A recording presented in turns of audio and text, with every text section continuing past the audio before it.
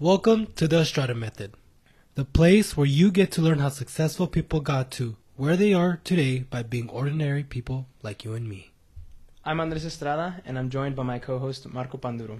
We started this podcast because we wanted real conversations with people who have built something meaningful or who are in the process of building it. We sit down with builders, operators, and founders to talk about how they think, the mistakes they've made, and the advice they'd give to their younger self. And if you're early in your journey or just looking for better questions to ask, this is the place for you. You're talking about wanting to know why, wanting to know what, and you also enjoy reading.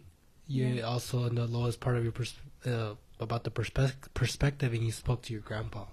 And last time you told me, he told you something that stuck to you. He said, knowledge is power. Knowledge is power. Do you feel like those words shaped you to who you are today? And if so, how?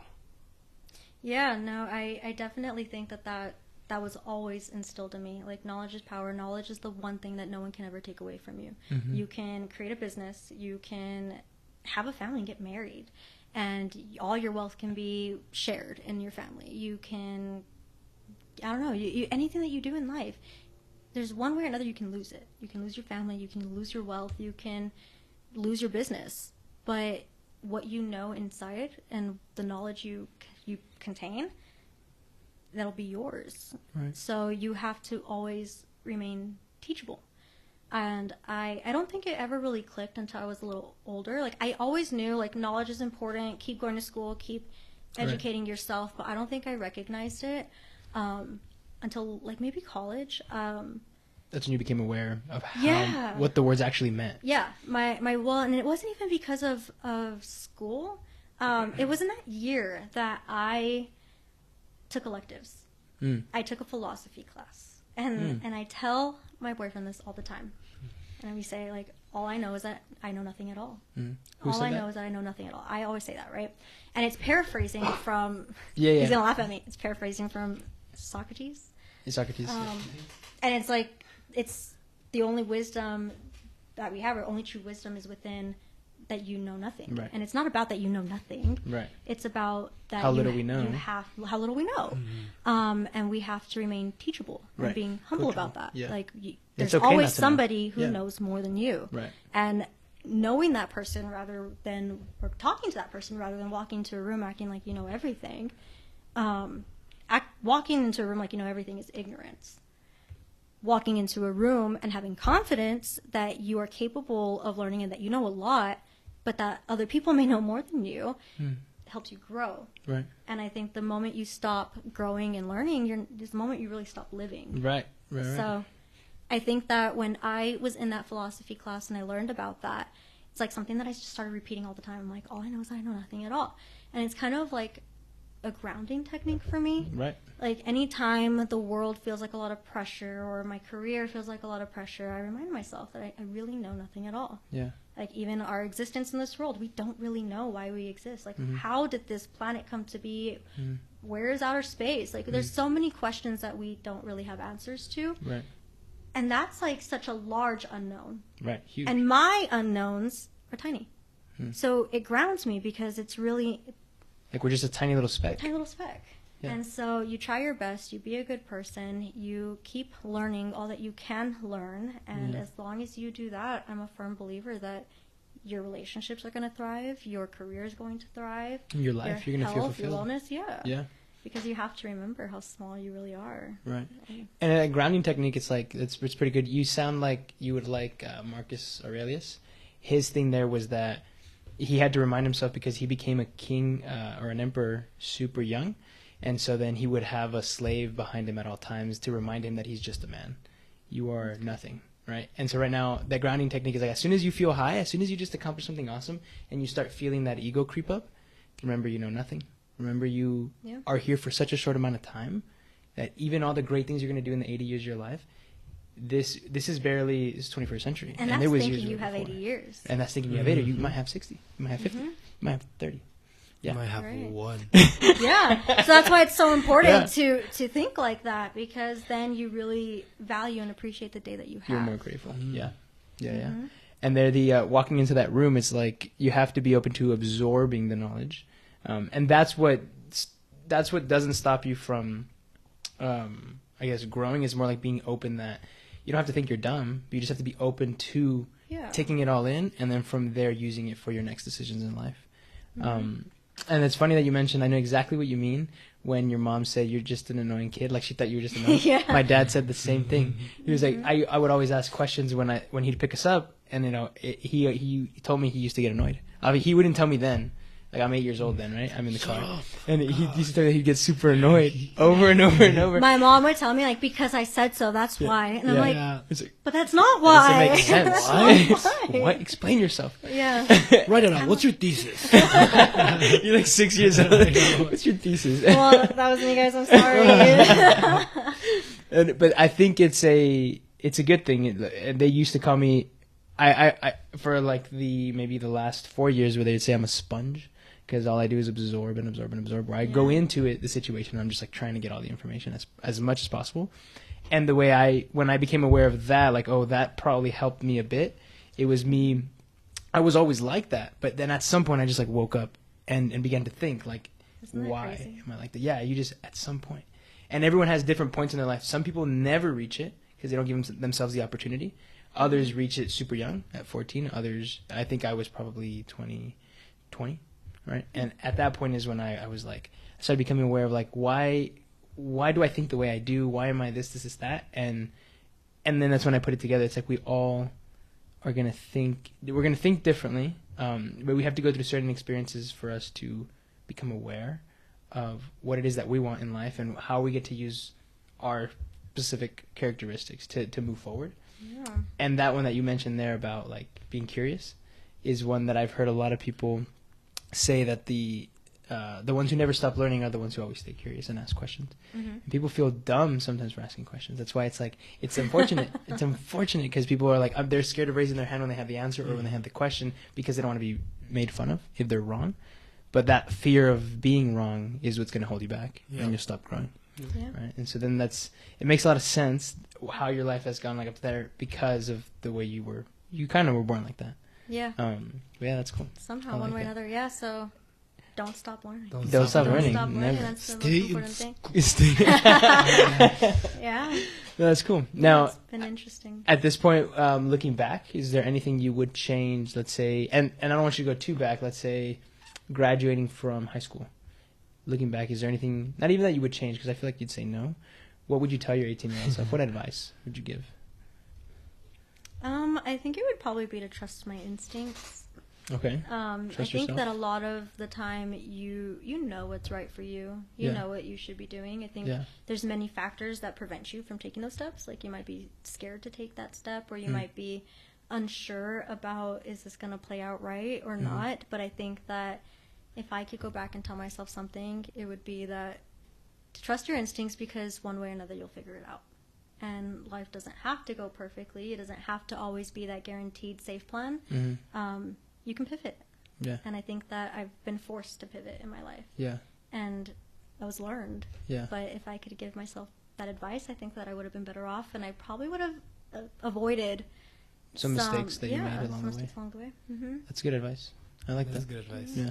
So Marco, to catch you up, so what we're talking about is the stress that comes from, like, maybe one of the only stresses that comes to Sienna, or that stresses Sienna out from work, is that one thing with actually, you can explain to him. Yeah, that way I don't butcher it.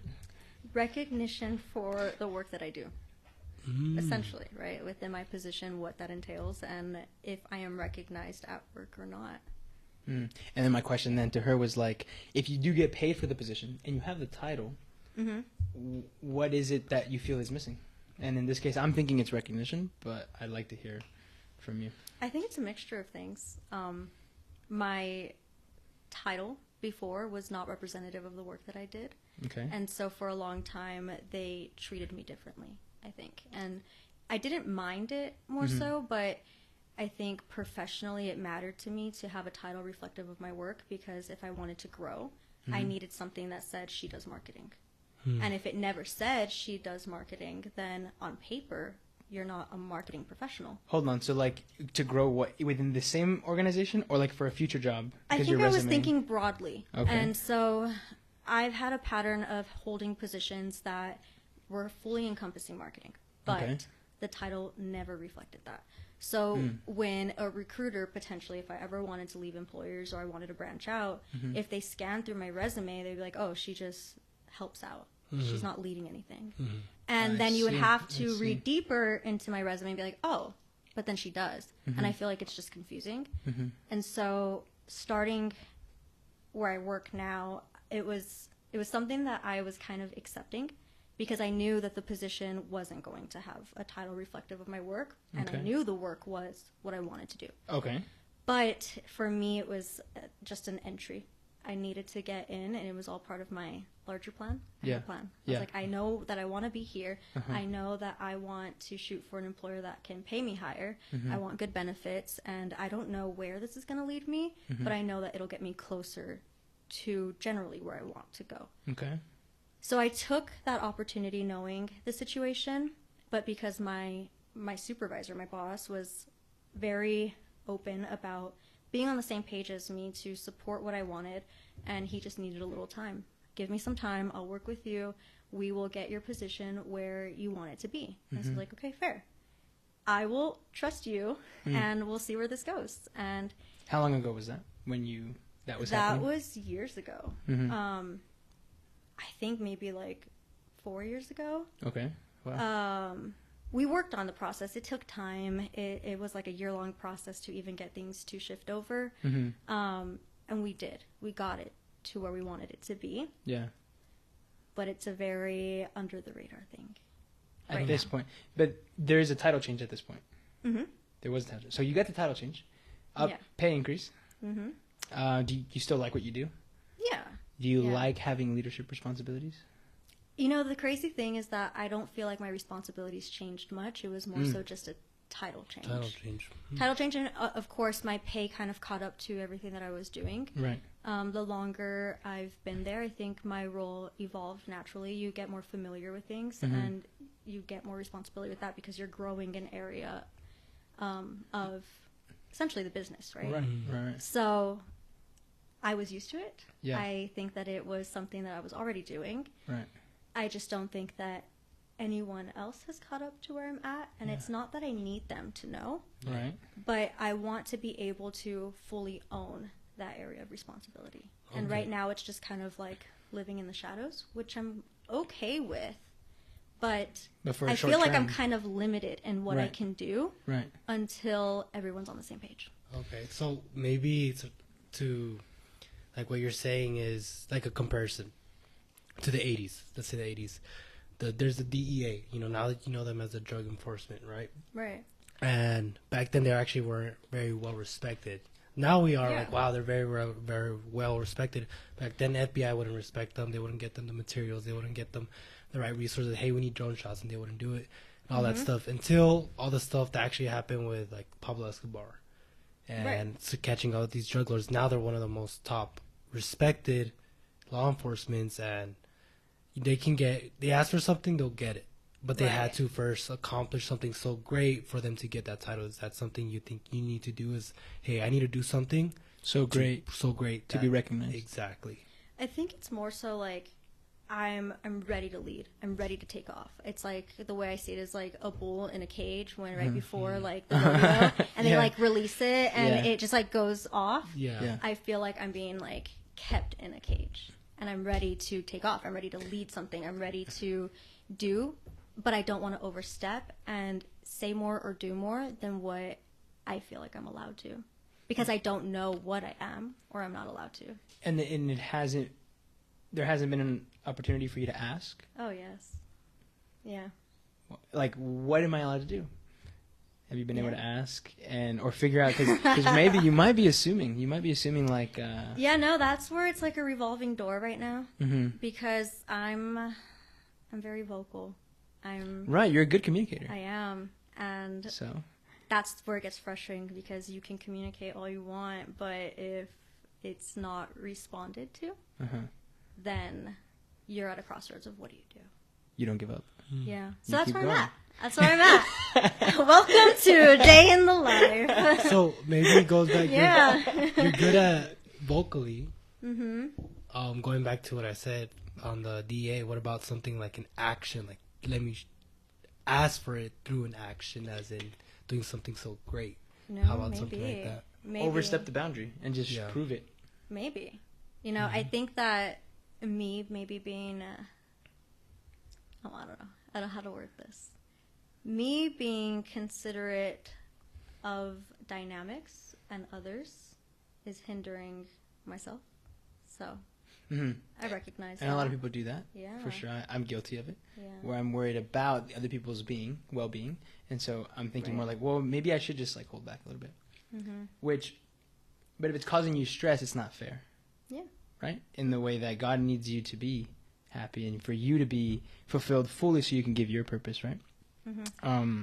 So like, where is the stress coming from? Is it more like because of that you care about other people so much to the point where you rather not fully take action on what you want to do? Or is there something else like that's stopping you from just maybe crossing that line just a little bit and doing the action, right? So that people can see, oh, she's ready. That's a very interesting thing. I mean, I think that they believe in me enough to know that I'm ready if they advocated for me very openly to get to where I'm at. And so They did advocate they for you to did. get And so that's why it's very interesting to me, and I think that it's been something that I haven't acted on because I'm a very strategic person, I would say. Mm-hmm. So you're good at chess. I'm not impulsive. I'm not an impulsive person. I will research. I will sit on it. I will think of every possible way something goes bad before I do something because I think that it's going to go right. But I always approach things that way because I care about impact. And so I think when it comes to my situation at work, maybe I haven't acted on things because I'm trying to think of, if I do this, how is it going to play out? I don't think it's really about me caring how it impacts others. And I know that the people around me have advocated for me, so they believe in me, but I just don't, you know what, this is therapy. Maybe I don't want to do the wrong thing. Maybe that's what it is. I don't know. It could be that, but that then leads back to why not? You see, you asking me is like my brain's going everywhere. I'm like, what is it? Yeah, like trying to piece. You have all the pieces. We're trying to put them together. Now, it's because you don't want to make a mistake. Maybe. I haven't considered that.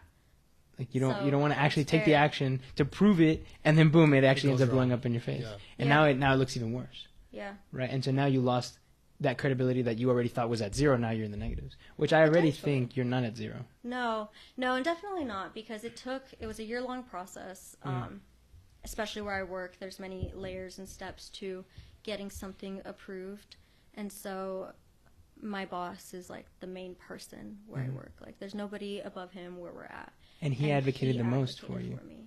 Yeah. So I'm like, So that's why it's strange to me, and I go back and forth on all these different things, and I try to piece it together, because if he advocated, he's the one that initiated this. He fought for my position, my pay. Why will he not say it out loud? like now he doesn't treat it as such, as if. Yeah, like But- it happened and then it went away. But privately, does he treat it that way? Yes. Okay, so it's when there's other So people. it's external factors. Yeah. Okay, and then I'm going to go back to the recognition thing here, Okay. because if it's a responsibility thing, that's different. Because someone could literally be stopping you from taking action and doing those things. But if it's simply just the fact that you feel like you can't take the step because people don't recognize you as that, that's an internal thing that I think you can solve. Maybe. But which one would you say it is? Would you say it's more that they do hold you back from taking certain actions, or is it all in your head? You know, I think it's partially both, because my position before was being my boss's like right hand. Okay. And so everything that I did was under his direction. Okay. It's, you want me to work on these initiatives because you have this vision and it's my job to bring it to life. Okay. And my position now, it's still the same reporting structure, but I'm supposed to lead an area. And at times, I'm given that liberty to make decisions. What do you think? How do you want to approach this? But a lot of the times it's, well, I'll talk to her about what I want her to do. And so I feel like it's a mixture of both. And maybe it's just a transition period. Maybe he's trying to navigate what this looks like to let go of me working so closely with him. Maybe it's in my head because I'm so used to waiting for that direction. And I know that I'm supposed to, like, everything that I do, are you cool with this? Or is this what you wanted? Am I executing how you envisioned? And now it's shifting. But I think that recognition for me matters because I want people to know what I do and know what my impact is to help support the impact. Because it's not something I can do alone, but I'm a team of one. So I rely on others. But when I'm not sure how much discretion I have on speaking openly about it, and in the beginning I was asked not to, I think I'm still stuck in that area. Still stuck there mentally, So, like yeah, it's not like a literal boundary being put around you. It's No. it's like a mental thing where yeah, I think it is a little bit of that. So I've kind of just been, I think I approached it in a way where I wanted to sit on it and think about it because I think part of it was processing what was going on. But then it was also, there comes a point after a while, you're like, okay, this is no longer processing. Like, why is this not happening? So then you recognize that. How long has it been that you've been in that process of transition, would you say? Well, total time frame has been 8 months, but I would say like maybe 4 months in, I was like, okay, this is not just processing. This is not us just shifting. Okay. Something is breaking down. So the first 4 months transition, you could say like genuinely that was transition. These next 4, it's like, how much longer are you willing to wait? Well, okay. I think that I'm trying to play by ear. I'm being open-minded. I am still very at work. I choose to be very all in, and which is great. It's fantastic. I will not change my work ethic. But I think internally, I struggle. It's a battle. But that's where I'm saying, like, you can only deal with that for so long. Yeah, and it I affects think other that parts of your life. I've kind of maybe started disassociating a little bit. Like, I hate to say it, but I give my all in what I know I'm supposed to do, but beyond what I'm supposed to do and what I need to maintain in the areas I know I'm supposed to grow, I'm kind of putting that to the side, not giving it your all anymore, not even giving it the time or thought. The work I'm producing is going to be great, but to go above and beyond what I need to produce, I'm kind of just at a crossroads. And it's not that I want to, I guess, be a bad employee, but I think it's kind of protecting my own mental, emotional, like, well-being. Right. Exactly. Because it causes you to burn out a little bit. You see all these other successes and you're happy for them, and it's nothing to do with other people, but you want to be in a place where your work is recognized because you put in a lot of hard work, you put in all your time, you spend more time at work than you do at home. So I think in that sense it matters that to see, I guess, that your contributions do make an impact beyond what you believe in and what you know internally. Right. I don't think it's necessarily about like validation from people. Okay. But it's just seeing, I guess, that your work come to life and people to see that or enjoy it. I think that everyone kind of has this notion of like, oh, it generally comes from this office. But I wish I could interact more with the people that see the impacts of my work. Yeah. And which right now you get can't. Feedback. And I don't really talk about like what I do. Everything kind of funnels through my boss. Oh, so is he more exposed to that, like the results? Oh, definitely. How can you get there for you to see the results? Is there a way? Is the only way for you to take his position? Like, that'd be the only way. Oh, yeah, that's impossible. Right, which is impossible, which you don't want to do Yeah, at that point either. So I don't know. I think that I'm just kind of giving it time. I'll know when enough is enough. Okay. But for now, I'm just kind of trying to collect my thoughts. Right. And I don't want to act emotionally, so I'm just kind of like sitting with it for a little bit and trying to figure it out. But yeah, I don't know. Recognition is a big thing sometimes, but which your answer is good. You want to feel valued, right? I like the answer, but the thing is, the only opinion of value that matters is yours. Yeah. Not anything external. Yeah. And so that's where your answer was good, where it's like you are thinking about it methodically, and you did say one thing, and correct me if I misunderstood it, but when you defined why recognition was important, was because if people recognize why you're doing it and then see the results, they'll also want to support you and help you. Yeah. And so then that is where I agree recognition is important, because if they recognize how grand the vision is and how awesome the leader is who's leading it, I want to jump on that ship. And if you're not getting that recognition, whose ship do they jump on? And a lot of my responsibility, marketing, you have to get the buy-in from people. You have to connect with them. It's super big with marketing. It's huge. And I feel limited in that sense. And so... But now, I guess a little bit, because I'm a little bit lost on exactly what it is that you do. You don't have to give like super specifics. I don't know if Marco knows. I'd like for our cameraman to find out too, you know. But talk to us a little bit about Sienna. How'd you get to this position here with this job? Was it always marketing? How'd you end up here? You see, I don't think I ever knew what I wanted to do. Like some kids are like, when I grow up, I want to be whatever. I was never that kid. I was like, well, I know I'm smart. Yeah. I know I can speak well. Yeah. I enjoy school. So I'm going to keep going at it, and hopefully I figure out what I want to do. Okay. At what point did you have that mindset already? Oh, always. Always. Interesting. Yeah. Like 8-year-old Sienna's like Yeah, already no. thinking I'm better than everyone. I talk better than everyone. No. I speak better than That's everyone. good though. No, but you good. see, this is going to sound so sad, but I don't know. I don't know if I ever really had friends, but I just didn't feel like I connected with people my age. I remember being like at holiday gatherings and my cousins were around and my mom and dad would tell me to go talk and play with the kids, and I was no, why do I have to leave here? Conversation is much better at this table. When you were talking with adults? Yes. He's like 6 years old. So, yes, tell me more about the state of the world. Yes. So fascinating. That's cool. Okay. Yeah, I prefer to be with my parents, my siblings. I didn't have like dolls when I was a kid. What did you have? Really play books. No toys. No toys. Really? No horses. I nothing like that. I had a horse when I was little. Like a horsey, technically. yeah. Well, my grandpa had a ranch, or Oh, has a ranch. fantastic. So Yeah. he has horses and stuff. So Yeah. we all like technically had a horse, Had a- but realistically, that was never my responsibility. Yeah. We just pet the horses when we were there. That's You never rode them? Yeah, sometimes. Sometimes. Sometimes. Never by myself, but No. my grandpa was big on that. So sometimes we would go on like rides. But yeah, no, I mean, I played the violin when I was a kid, so I was very Okay. studious. But I wasn't like the typical like outside playing. Yeah, no. No, I was not that kid. Okay.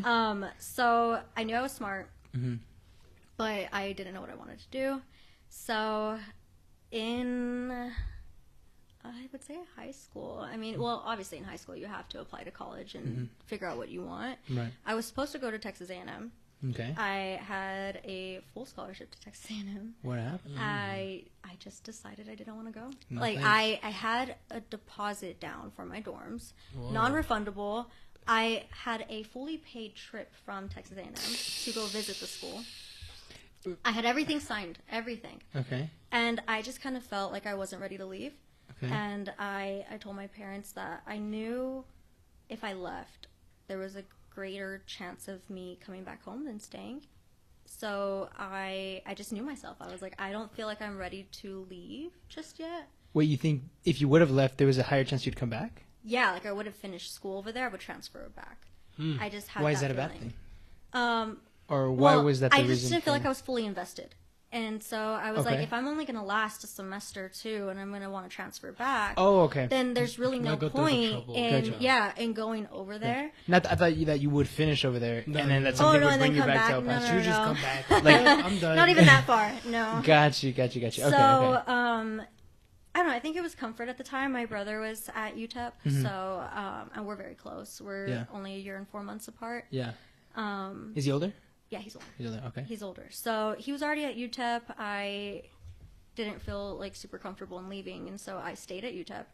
I was majoring in biology, which is very Which is different. super similar Biology. to marketing. Yeah. Actually, it's like the same It's thing. very, you know, all the prerequisites. Right? I was like, are you guys being serious? he was like, really? I was like, how? I'm glad you asked that question instead of just being like, nah. Clarify you for guys- the audience, it is not. It is not. related. Just in case you guys were warned. Yeah.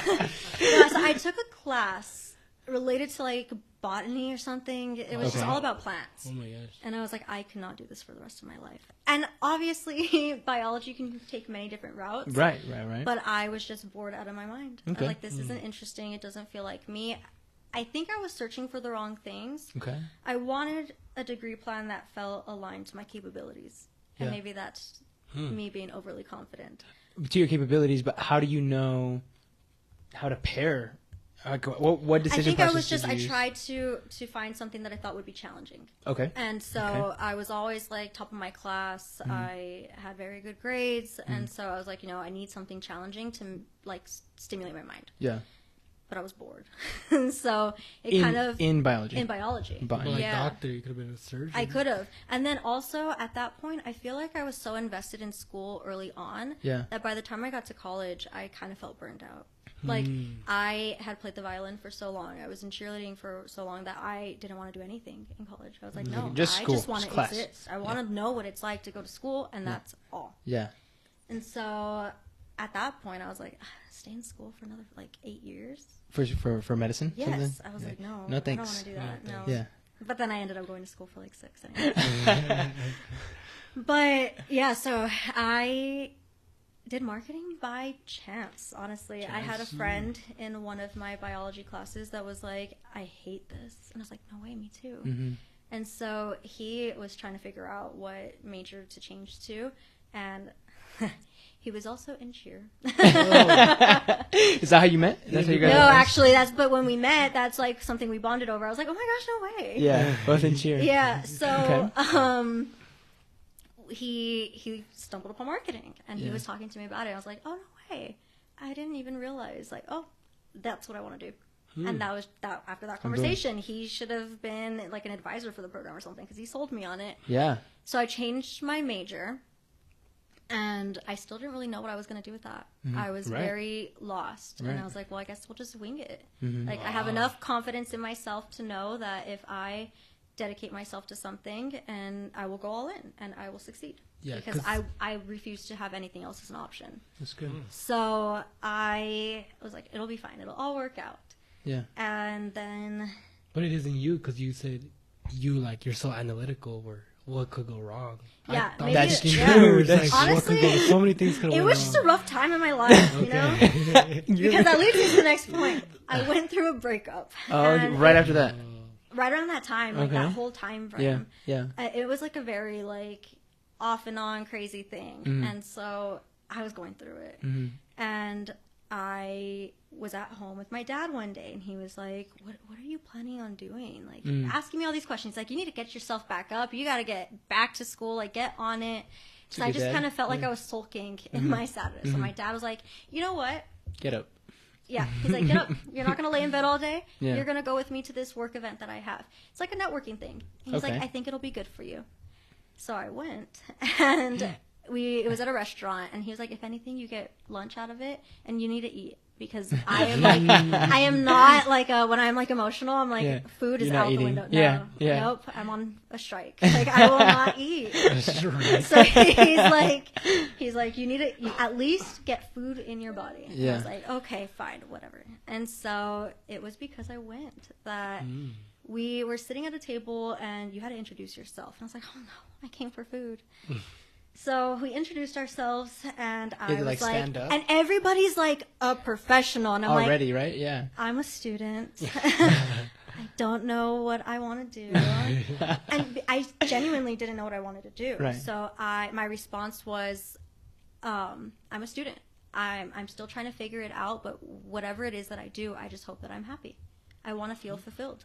So wherever it takes me, good. I hope that I stay dedicated to a path that I find fulfillment, which for me, I just want to be happy. It's a very bold. And that was it. And you sat down. I sat down. Well, I was thank like, well, that was awkward. Wow. I was like, what? So But it was the best thing that I could have done, Yeah. because this younger lady who was sitting next to me, like, honestly, I kind of blacked out after that moment because I had to speak in front of everybody. Yeah. I don't even know what the lady next to me said, but after she spoke, she sat down, she took out a business card, and she was like, I don't know why, but you remind me a lot of me when I was younger. Wow. And she was like, you mentioned that you're in school. What are you studying? And I was like, oh, I forgot to mention that. It's marketing. New to this. But I was like, it's marketing. And so she was like, huh, no way. She was like, you know what? Whatever you feel comfortable with. Text me or call me. We have an office downtown. My husband and I own it. We're looking for somebody to intern for marketing. And that was my first job for the next 4 years. Whoa. Which was the real Yeah, estate job. Real estate. Fantastic. So they were commercial real estate developers. There it is. And they were looking for a marketing position. Marketing Something intern. marketing. Mm-hmm. And so that's where it goes all the way back to the fundamentals of you just show up. Yeah. That's all you did. That's all you I didn't did. go to try. You literally were like, I'm here for food. I'm But here you for showed food. up. You could have told your dad no. I'm here for food. You know, like, and I've experienced that like 100% Mm-hmm. is all I do is show up And then naturally, sometimes I get nothing out of it. But in reality, you always get something out of it. But those nothing is like there's no connection, or there was choose what you get out of it. Yeah. Exactly, right? And so there you showed up. That friend of yours, is he doing marketing still? Do you know? I believe so. Right after, so we kind of stopped talking because, to be honest, it was just because I started working, and I started working little by little. It became full time, and so I restructured my entire school schedule to fit in this job. And so I think I kind of prioritized work over school. Okay. Did you guys stop talking? So we kind of just did our own thing, but it was at graduation. We ran into each other. He's like, "Oh my gosh, like, we have to take a picture. That's so cool. Like, you stuck with marketing." Yeah. And I think he took like a remote job in DC. Interesting. So, That's good. So I think he's still doing marketing. That's good. That's good. And because then the other lesson there is like, you meet someone, and I was curious to see if he did stay in marketing, because sometimes the person who invites you to the thing, they get out, but then you stay in. And it was like, so all that God put them in there in your path was just so that they could introduce you. Right. Not that they were going to do it. In this case, he is. I believe so, yeah. But like, he's the reason you just started marketing. Yeah. Right? And so there's like a whole reason behind it. Now and I think have that conversation. Yeah. Right. Like, where would you be right now? Everything happens for a reason. Yeah. You just have to trust that you're in the right place at the right time, and and show up. You will and happen. you had like good energy, good effort. So it wasn't, you were rewarded for. I definitely winged it, but it turned out good. good. Yeah. And Sienna has like a super marketing personality, like a marketer. So? I think Sienna. But it's funny to hear that it wasn't like, oh, in 8th grade I knew I was going to be in marketing. No, never. Right? No. It's like a random conversation. It's just now random. Now I felt like a little lost, and I'm like, you know what? This isn't working out in biology. Why not? Why not? Yeah. And then you started. Who mentioned it first, him or you? That you didn't like, you were bored or whatever. No, yeah, he did. See? He was like, I'm on it. Like, I cannot do this. So I started talking to different advisors. It wasn't even me at all. Yeah. I never even talked to anybody. I was No, like, just him. Yeah, and I was like, just him. how can I do this online? And I was able to change everything online. Like no degree for it? No. Or college, but online. I think change. No, change my degree, Change so I the didn't have to degree. talk to anybody. I'm like, how do I just get into these classes? So without You any just show up. advisor, nothing. Yeah, no, I counselors? actually, in between that time of me, like biology, then marketing, I took a year to try to like figure out what I wanted to do, and I only took electives. I was just like avoiding it. They let you do that? I don't know. I don't think that they should have. Right. But they did. But they didn't say anything to me, so You just did it. I didn't talk to How many anybody electives did you take? Did you still take like 4? I was full time for like 2 semesters, so yeah, I took like 8 classes. Yeah, which is still good. Maybe that's why they let you. Maybe because I didn't drop below. I'm over here thinking you only did like 2 electives per semester. no, and at that point, they would have been like, "Hey." I'm not sure that my parents knew either. Oh, so. you kept it from them. So I They're just watching registered this. for classes. I know. What's done is done. Why'd you tell me in the comments? Yeah.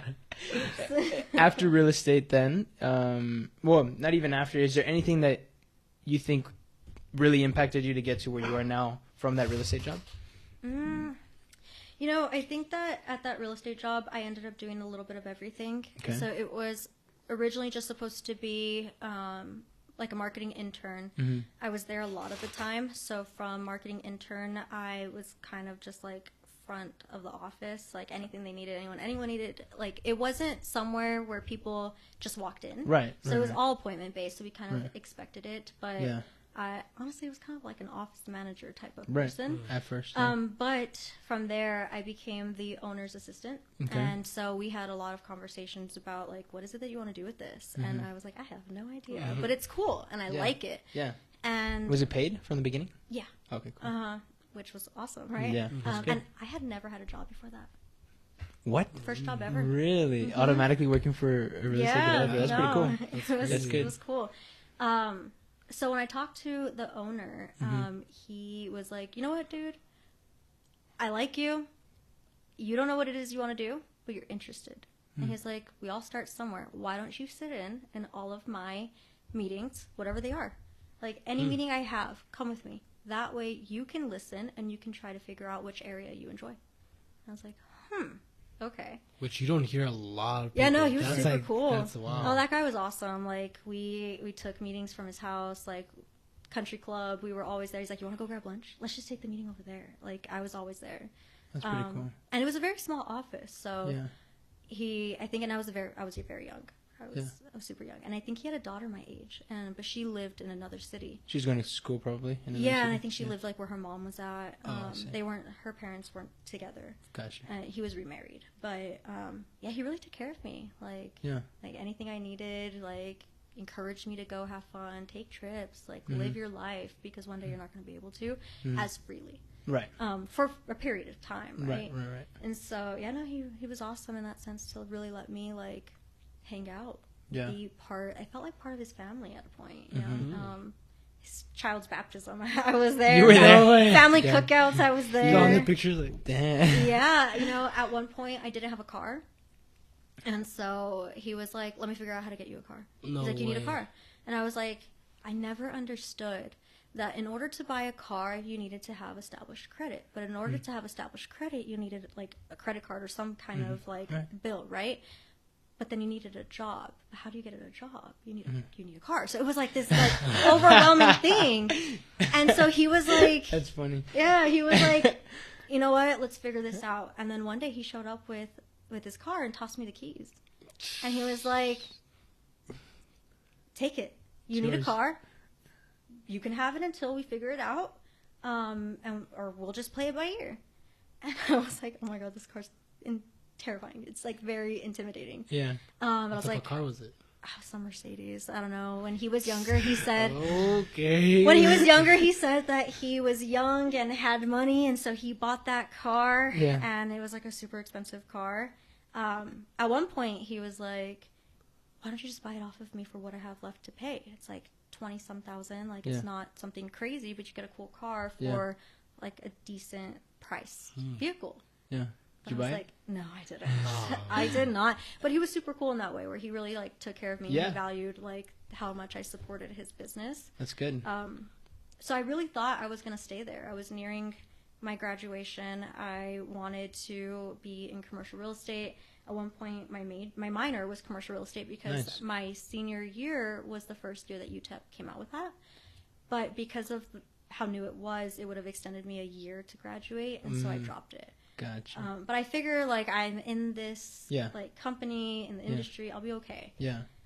And then the pandemic hit, and then he decided to relocate his company to Austin, and I was still in school.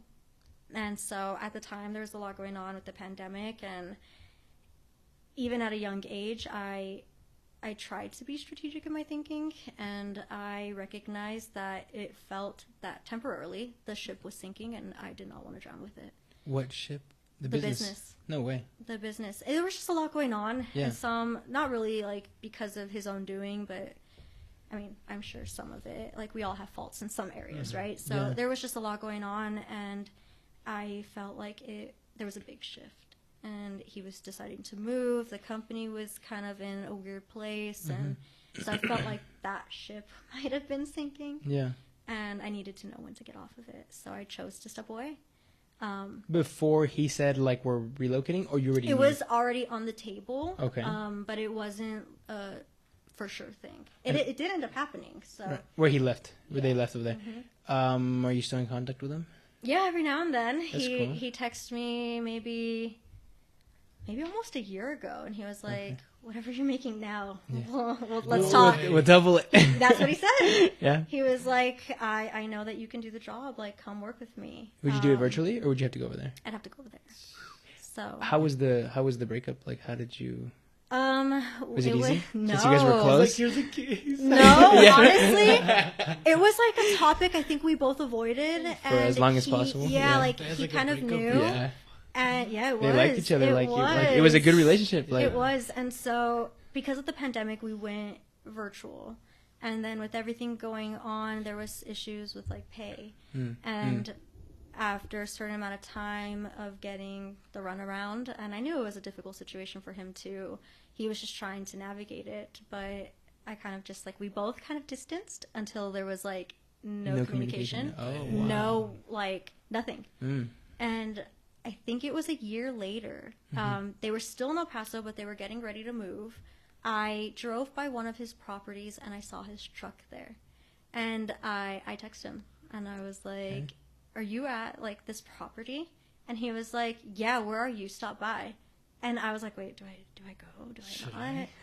So I did, and I was so nervous. I was like, oh my god, it felt like it because it was a breakup. Yeah, you know? yeah. And so I remember he like got out of his truck and he hugged me and asked me how I was, and we talked about it. And I will never forget. He was like, "Water under the bridge, dude. We're good." And he's like, "I understand." Because you felt bad. He was like, "I get it. No, I Yeah. totally get it." Wow. Yeah. So after that job, it was super hard to figure out what I wanted to do. I felt lost. I It was was still like, I COVID? don't know. Is it still like Yeah. like COVID years? Yeah. Yeah. So I kind of was just like, you know what? I've never like stopped for a little bit, like paused in my life. So I kind of did that for a bit. I just kind of hung out. I was still in school. I had like scholarship money, so I was like, well, my responsibilities are very low. I don't really need to work. My mom worked at an elementary school, and they were paying so good for like substitutes at the time. But it was like COVID related substitutes. So I did that for a little bit. Yeah. Dude, you got hazardous pay. And I sat in an empty classroom. Hazardous pay. I didn't even know that was a thing. Hazardous pay. It was an empty classroom, and I just had to sit in the classroom, and I was like the host for the kids who were sick that were joining online. So I just had to make sure to start the meeting, And hang sit there out and for chill. Yeah. So I did that for That's a pretty bit. cool. Yeah. What district? What school district was that? Isleta. East Yeah. How's the pay looking like? Oh, I mean, back then it was so good. It was like $25 an hour. Yeah. Just to For a sit there. sit- yeah. Just to sit there. Yeah. And so I'm in college, like 25 an hour, that is just good. hanging out. Yeah. Yeah, it was cool. Damn. Dang. So So that was your in between. Like I was in like, between, and I was like, okay. After a while, I was like, I gotta figure this Yeah. out. I gotta start Yeah. working again. So I worked for a financial advisor. I was doing marketing for her. okay. That was intense. Okay. It was not my vibe. Why? Was she So, intense or she the was job intense. itself? Okay. Very nice lady, Yeah. but I think just by nature she was very intense. So And she was the owner of this business. she's the owner. Yeah. And so I was like, no, I think personality wise we're just not Clicking. meshing. Yeah, no. I mean, if I'm leaving work crying, I shouldn't. Damn. Yeah, that's not good. Dang. That's not good. Yeah. No. Okay. So that did not last how long did it last? like a year. That's pretty good. Like I 12 will months. not leave a job. People unless it's, literally like, leave it year. in a Yeah. week. Yeah. I was talking to someone the other day, and they were like, "Yeah, no, I was literally there for the training week, The week?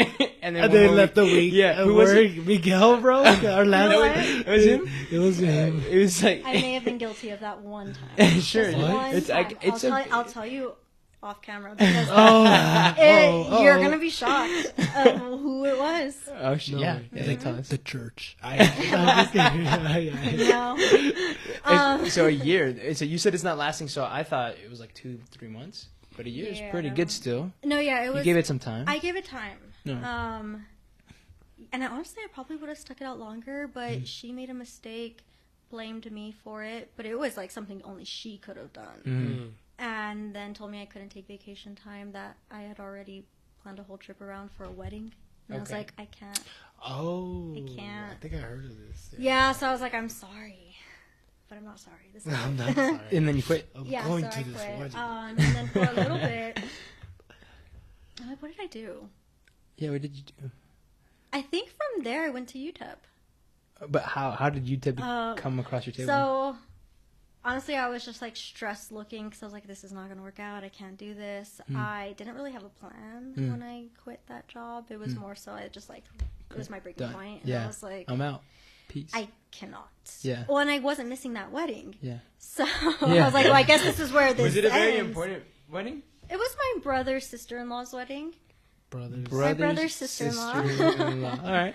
It's family. Yeah, I mean, It's it was my valid. first time in New York City. Oh, My that's why it was brother, important. well, my brother lives in Pennsylvania. It was I think Oh, one of okay. my first time visiting my yeah. brother over there. And you guys are close, I forgot. Yeah, you guys are very so close. I was, my whole family was going. It's family, so it's like I would say that for no, sure. Yeah, Yeah. definitely. Like It's- Empire we've State all taken like Building. family vacations together, like Yeah. my family and my brother's in-laws. So Okay. like I would. So both families, you guys yeah. click. They're That's pretty good. family, Okay, yeah. cool. Cool. So I wasn't gonna miss that, but I was also very stressed. Like, what am I gonna do at that point? I had some bills, but I was Yeah. like, I need to make money. Right.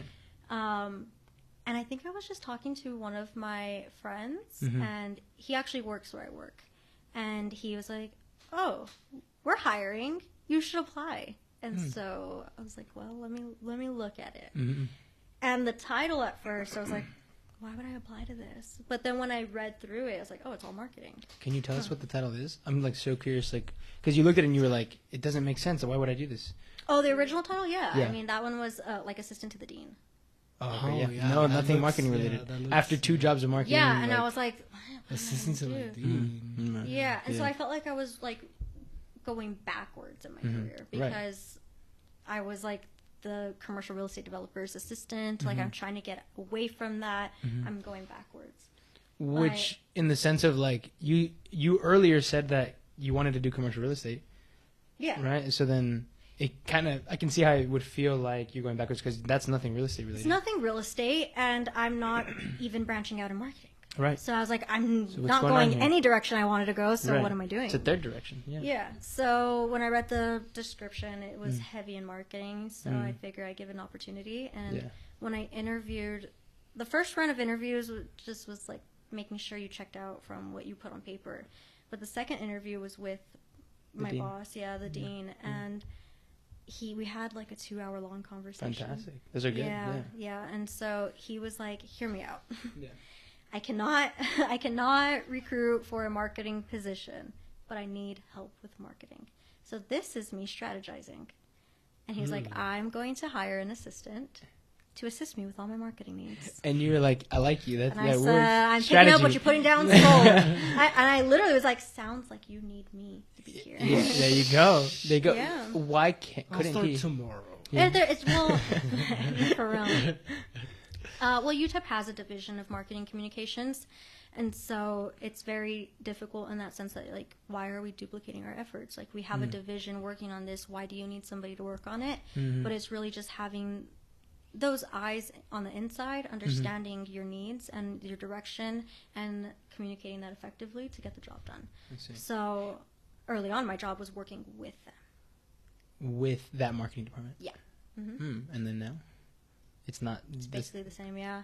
Well, you're still working I with think them. I work with them, so that way I don't have to like heavily execute like the deliverables, but it's more so like I'm the strategy. Right. You create the plan. What do we need? Why do we need it? What are we going to do with it? What is that going to accomplish?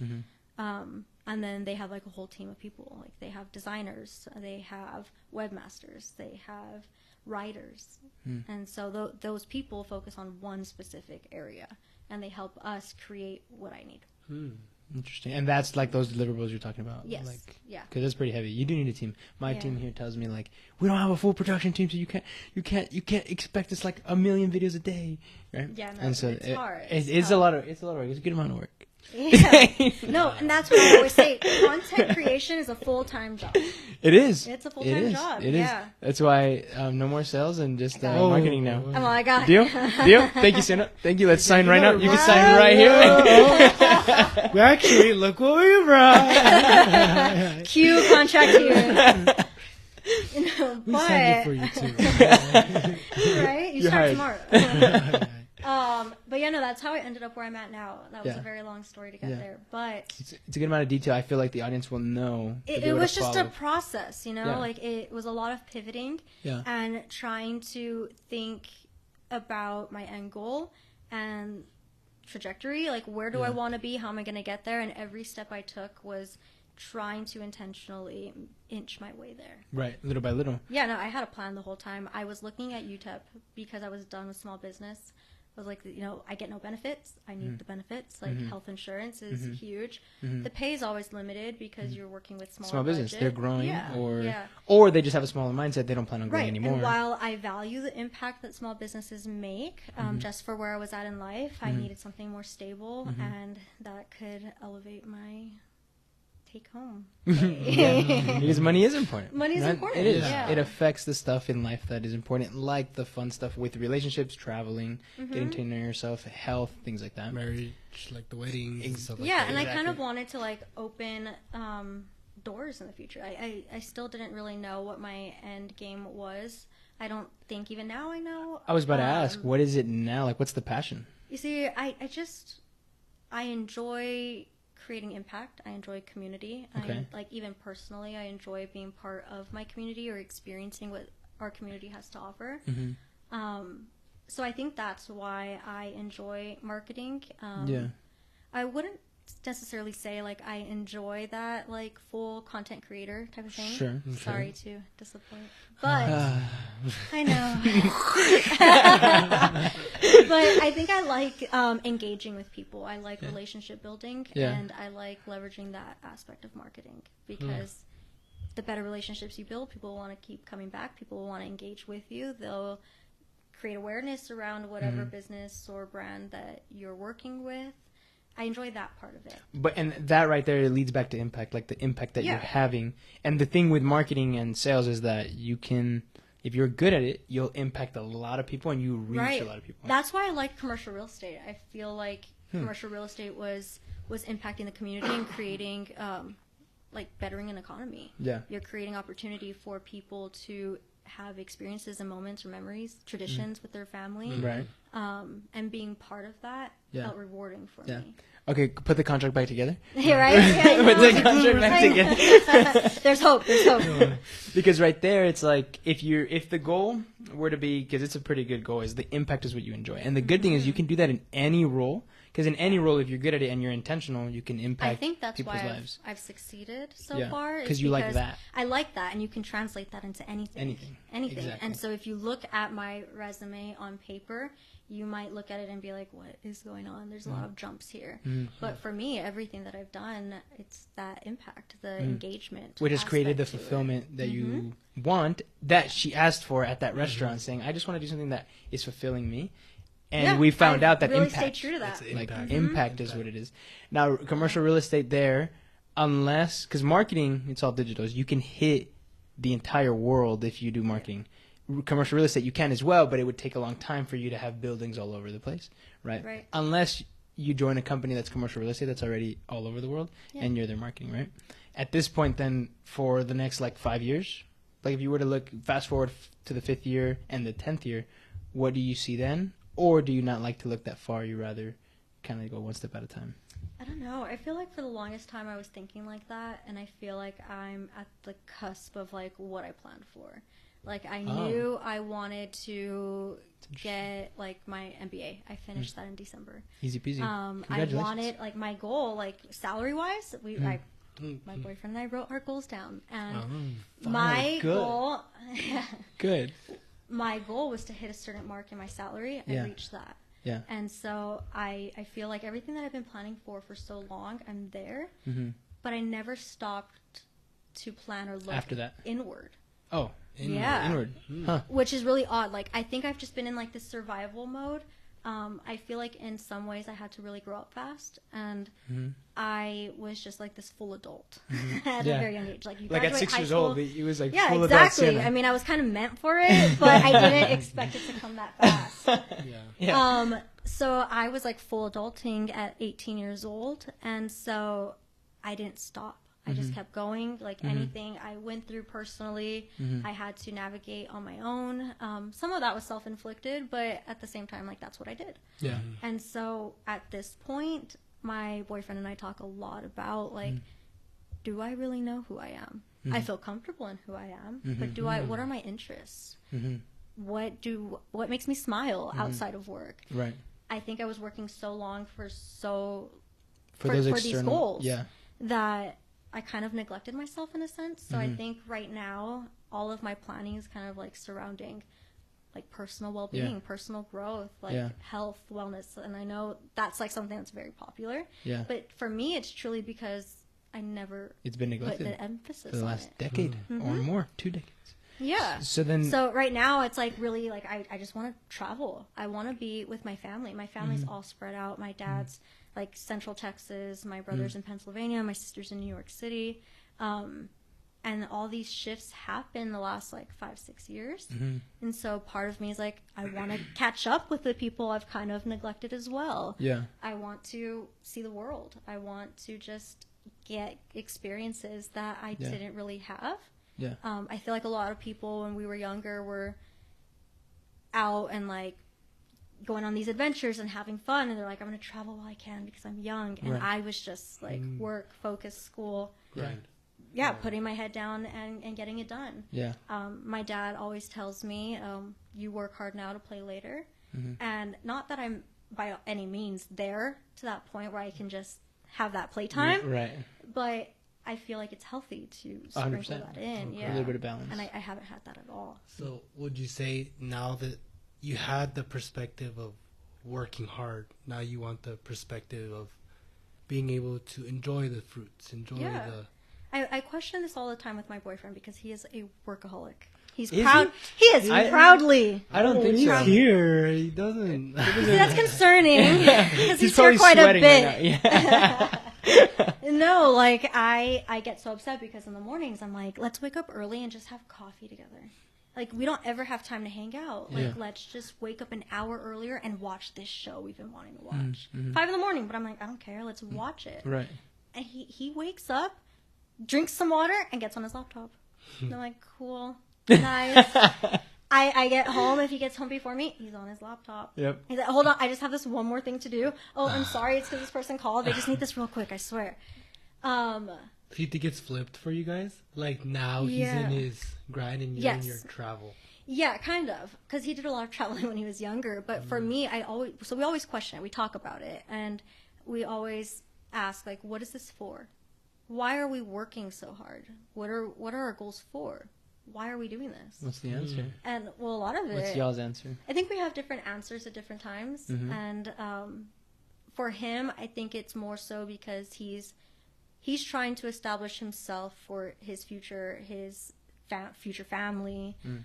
He's trying to lay the foundation for success for everybody, right? And for me, I'm just trying to fund experiences.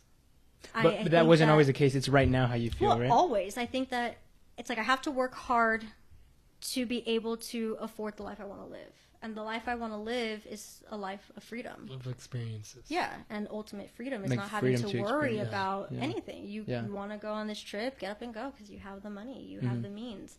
I want to be able to give that to my family too. And I think that's part of my boyfriend's reasoning. But I think freedom. And I think too, just like instinctually, like I think men at times have this built into them where they want to provide. They want to be that person to create the foundation. Yeah, to create the foundation. And so while I respect that and I support that, because it benefits me, but 100%. 100%, like, kids. go to work. Yeah. I don't want to. But as much as I value that, we still question, like, what is all of this hard work for? If it's not for each other, if it's not for experiencing life, then why are we doing it? Right. Because it's nice to have money and nice, like, flashy things, but what does that give you? It gives you nothing at all. Just, I mean, you get that satisfaction of having it, but I think that it's all in vain.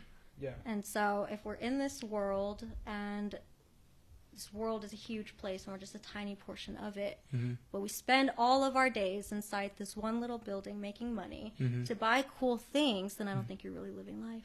Right. And so that's good that you've discovered that, where it's at this point you're not gonna risk or regret chasing that your entire life because you're aware. You're aware now, like you like the flashy things, but it cannot be why I'm doing all this. Yeah, Like, if no, I'm gonna it's do not- this, it's got to it's be a not the good purpose. reason. Yeah. And a lot of people don't realize it. They don't. So something at some point made you realize it individually, that I have to make sure I'm going for something that's actually fulfilling, and has a purpose, right? Right now, it sounds like you're looking for those experiences, which that on its own can be a passion, is to like looking 50 years in the future. I can say that in 2026, that year was defined by this because I had this experience. And then 2027, I remember that year because I did this. And so then now you're 80, and from 2026 to, I don't know, 80, 40, 50, 60 years in the future, you're going to have an experience per year that you can just like look back and you're like, that was like my year defining thing. I want to be able to say that I actually lived. That you lived. And I didn't just get through my days. Right. Where you can be like, what did I do that year? It's like, at that point, you kind of just lost. If you know how right now you go through every week and you're like, dude, I don't even remember what I ate like last week. Like, what did I do last week? If we're not careful, we're going to be 80 years old and we're going to forget. That's what is like my biggest fear. It's a fear, yeah. Yeah, no, that's my boyfriend. He puts his head down, he gets to work, and he doesn't stop, and he has his goals. He lives very in the now, and I'm very long term. No. He's also in the future.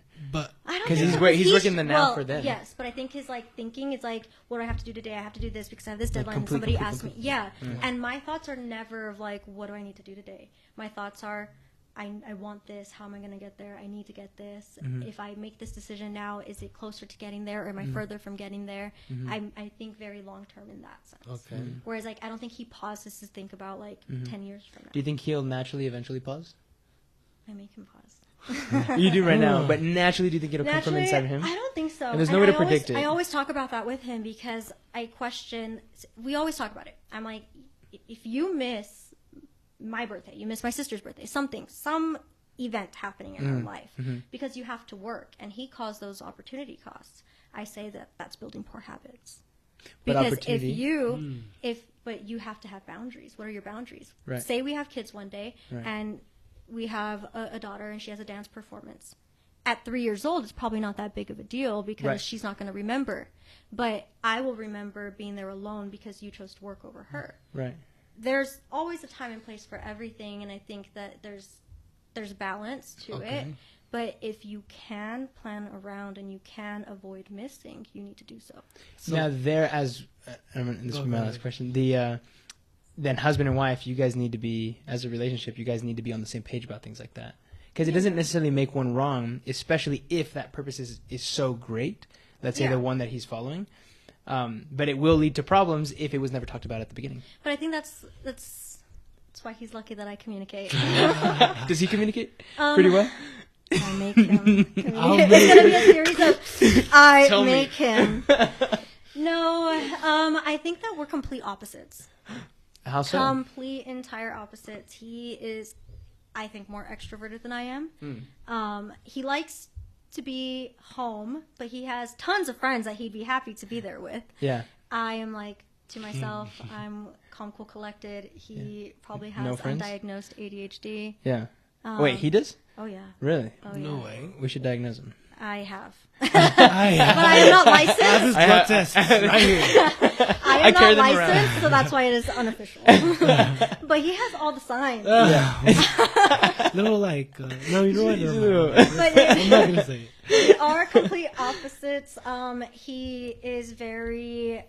I walk a straight line. He tries to get me to Color outside the line a little bit. color outside a little bit. Or a lot of it.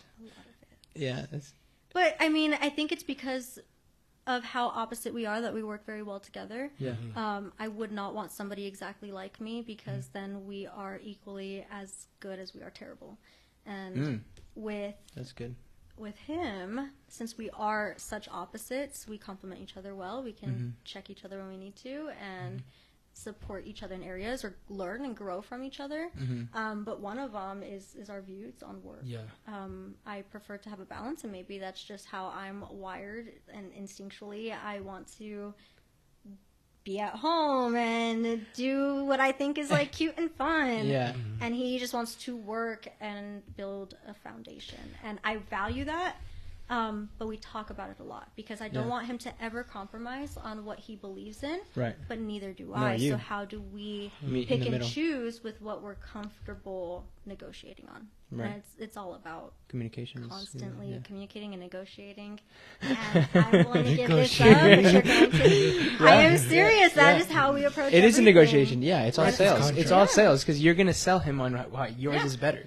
Well, no. Yes. Yes and no. Yes and no. Well, because I'm equally as open to him selling me on why his is better. Exactly. Yeah. But make the better person win. Yeah. Right now, And I some always people tell give him, in. then tell me why. Yeah. If you can explain to me why, and it's sound and logical, I Right. don't need to agree, but okay. Yeah. And I respect that. Like, there's certain things in his life we don't compromise on. Right. And do I like that he goes to paintball for 6 hours every Sunday and doesn't I don't. sit? I don't. Probably I'm not. jealous. Yeah. No. I want to hang out with Abraham. Yeah. But I never compromise that ever. Yeah. Like he will never not go, and so I don't ever foresee that being something, whether kids are ever involved or not. I don't see myself compromising on that. So I think that we have a good level of communication where we Yeah. can pick and choose what makes sense. So I don't want him to Right. neglect things, Right. but it matters what you show up for, what you're present for, because that's why we do it. Right. In the end, that is why. But it has to be communicated that you both are on that. You both Oh, agree. yeah. because you have to communicate it. That's the main thing, Yeah. and then be aware. Mhm. And early on, if you catch it, then at least you know, and then you can take it from there. Like if there's a Yeah. difference in something that is non-negotiable for you, figure out a way to make it work. And if it can't work, then it can't work. Yeah. And I think that's how we always operate. Like, there's nothing that I think we do without checking with each other to make sure that there's no significant impact, and unless it's positive, right? If we're worried about a negative one, like, there's nothing we proceed with without communicating. And you talk about it first. We Yeah. talk about it, yeah. Yeah. No major decisions. Yeah. I have more questions. I have a lot of questions, Yeah. but I'm gonna so go. sorry I'm you gonna have. No, I don't think no. you've asked any of them. On You've your asked, like, turn. one. I got two. I got Okay, two. let's do like a Wait. question. No, you've asked- No, just one. Technically, Well, two. just one. No, technically two. Technically two, but I think I count one. No, but Wait. I think it's good that the way we're going at it, because I feel like I'm learning a lot, he's learning a lot. That's why we're like, it's okay to branch off. You know what I mean? One of the question, it's a follow up question. Okay. This one wasn't in my script, but the follow up is. Okay. So you said you and Abraham are complete opposites, and it's good to have the different perspectives. Would you say it is important to have different perspectives to make something like you guys? To us, you seem very healthy, very going. It's like, Are we? I'm just kidding. but he's the guy we did 2 weeks ago. Yeah. That's Curly her hair, boyfriend. super curly- sexy. super handsome. Yeah. Let's all look at him. I put the guy. Yeah, no, just kidding. I was just kidding. Would you say that's a necessity for a healthy relationship to work, either in work or dating? I think so. I think the way I see a relationship, I think is the same way I approach a lot of things in life. Is like we're a team. Okay. At work, we're a team, and if we had the same strengths and the same weaknesses, then we can't grow because we're seeing things through the same lens. We're operating in the same manners, and we're kind of stagnant. Okay. And so because we have different perspectives, we can challenge each other and we can push each other in areas that we need to. Right. So I think it's beneficial. Okay. I think that I've had relationships where I think that we're probably more similar, and Abraham and I are not. But those clearly didn't work for a reason. Obviously. Yeah. For a reason. And it was never a situation that I walked away from like, oh yeah, like we shouldn't be together. No, it was like crash and burn. Oh Yeah. yeah. Yeah. It's like, that didn't so, work. no, it was very evident it was not going to work. Yeah. And I think in part it's because of thinking the same, and you're different people, so there's different reasons why you feel certain ways, but if you have the same way of approaching things, then you're never going to get anywhere. Right. You're going to end up at the same spot every time. You handle the arguments the same way, it's counterproductive. Yeah. But yeah, I think having different perspectives and different approaches helps us, because I can react a certain way wanting him to get upset, and I'm like, no, I want to argue. Right. And he will not argue. Yeah. Yeah. He's just Which like, will no, lead to we're not going to do that. solving it eventually, like whatever it is that you wanted to Yeah. argue about. Compared to he's like, okay, I want to argue too, and Yeah, then now it's a big imagine. fight. Like, whoa, No. wait a Just minute. Yeah. Okay. I think I'm, believe it or not, I am the one that's probably more intense. Okay. He's very poised, Nonchalant. calm, cool, and collected Stoic. at all times. Yeah. Yeah. And so I think he does a very good job at like looking at me, and he's just like, "Are you feeling okay now? Yeah. Like, do you feel better now that Yeah. you've kind of let it Yeah. all out? Like, Yeah. because we don't have to approach it that way." Right. And then I'm like, they're like, "I'm so sorry. Yeah. I don't know why I did that. Well, maybe I shouldn't." So yeah, no, I definitely think that different perspectives is important. Okay. Yeah. And like just hearing you speak about it, it's like you have the experience, you have it, you just know about it so well. And the last time we had his interview, That's when I opened my mouth and I shouldn't have. well, this is you should have. That's how I ended up here. So you spoke about perspective very like confident, like you Oh yeah. you just like it a lot, and you even have a tattoo. I do. Why is perspective so important to you? Well, that's so funny. My siblings are going to see this and they're going to make fun of me, because when I got a perspective tattoo, they told everybody who asked, like, "Oh, what is that?" They're like, "It says prescription because she's a little crazy and she forgets to take her meds." So she looks at her. And I was like, "That's Is it? embarrassing." No. Siblings would do that. Yeah. Yeah, no, You as love they them. should. Yeah. Yeah, so Yeah, no, perspective is really big for me. I think that I've been through a lot as a person growing up. I'm grateful for those experiences because it really shaped me. But it's a story for another time. But I've just been through a lot of things, and I've had to choose to overcome. And there was a point in time in my life where I think I struggled a lot and I didn't know how to overcome. And so I started reading books because when I was younger, I mentioned I didn't really have friends. I read books. So I think I kind of dropped down to my lowest level of, well, this is what my dad would say. He says I dropped down to my lowest level of training. And he was in the military. Okay. So he says when all things go south, you drop down to your lowest level of training because you just naturally react. And when I was a child, my lowest level of training was to isolate. And it's what I did. And be with books? I would read. Yeah. So I think I kind of like got back into that like pattern of like I'm just gonna keep to myself, like try to like balance back out and read. And so I started reading books by an author named Andy Andrews, and they're all self-help books. But because I believe I am a smart person, I don't like self-help books that just tell you like what to do and you'll see these results, because I want you to tell me something I don't already know. I know that if you do certain things, you create better habits, it's going to happen. Okay. So I felt like I needed to have some sort of challenge.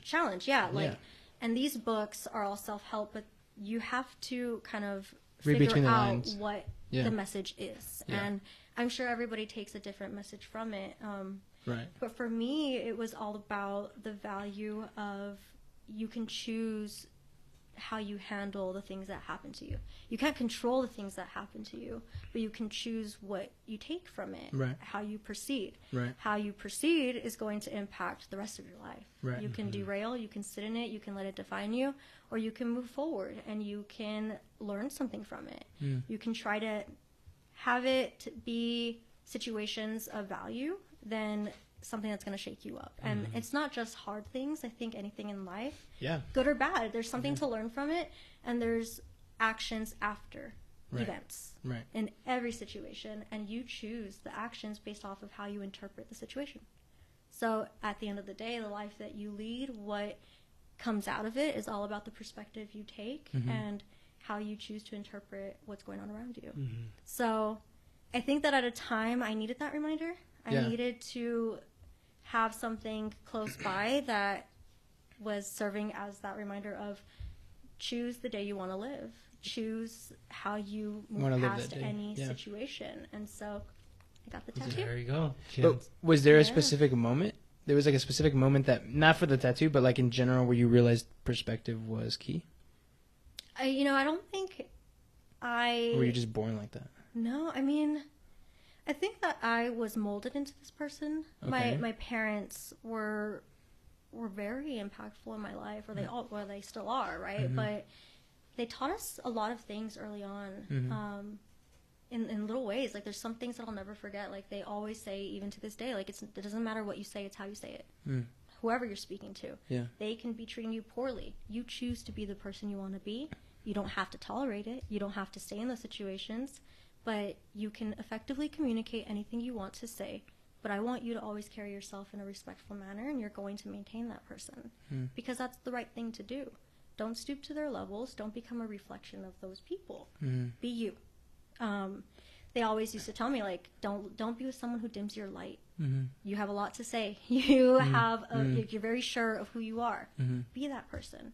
It's at a young age, it's like, you're so serious, or you're boring, or you don't want to do these things. And they're like, that is okay. When you get older, you'll find people who are more like you, who accept you, who embrace you. And right now, they're just not there yet. You got us right here. Exactly. So I think that I was molded into this person because of all the things that my parents instilled in me. So in a way, I think that subconsciously, I was choosing the perspective that I wanted to take. But I don't think it was until I went through a lot of difficult things and I struggled through it, and I read those books, but I made it past those situations. And when I made it past those situations, I was like, I didn't think I was. I didn't know how. Yeah. And so I think I just really reflected on how I made it past those situations while still maintaining life and school and work And from an outside perspective, I don't think anyone would have known. And Right. no one would have recognized half of what I went through. Right. But it was because I constantly, or I reflected on the fact that I constantly chose to have a positive outlook on all of it. Mm. I chose to gain something from it. I chose to be like, okay, this sucks. Yeah. But how is this going to help me? Mm-hmm. How can I see it in a way that's going to benefit my education or my career? So, I don't know. I think that I kind of was always this way. Right. But as I got older, I was more self-aware. Exactly. Yeah. I think that's where the key is, because like we're kids, and then suddenly it's like we're babies, and then suddenly like, oh crap, yeah, and then you grow your consciousness, you're like, okay, I'm a toddler now, like, oh, this Yeah. hurts, whatever. But then from there, you're a kid up until the point where you become self-aware, and that perspective thing is like, yeah, it sounded like, based on what you just said, you had it all along, but Yeah. you weren't aware that that's what the superpower you were using, the perspective. Yeah, and I think it was instilled in me because my parents chose to take a different perspective on life from what they were given as children. Right, and they passed it on and Yeah. communicated it well enough to where now when you look back, you're like, you know what, that probably had a lot to do with why I looked at things optimistically. And even if people not brought you down, but maybe said negative things, you still chose to look at it like in a positive way. Yeah, and I think partially it's continuing to educate yourself. Mm-hmm. I think that despite anything that I was ever going through in life or where I was at in my career, I have a very curious mind, I would say. Yep. And so I go on deep dives of like trying to figure out things and answer why. My mom said I was like a why kid. Yeah. After everything, I'm like, but why? And she thought I was just being an annoying kid. Yeah. But I genuinely wanted to know why. That's interesting. Like, tell me why. And so I think just through learning Yeah. more, Yeah. I have broadened my perspective on life, on how to approach it, and I think that's really helped me in all aspects of my life. 100%. So, alrighty, guys. So that's what we have today. Thank you, Sienna, for coming here. And if you guys liked it, go ahead and let us know in the comments. Like the video, subscribe. Don't forget to turn on the notification bell. And we'll see you on the next one.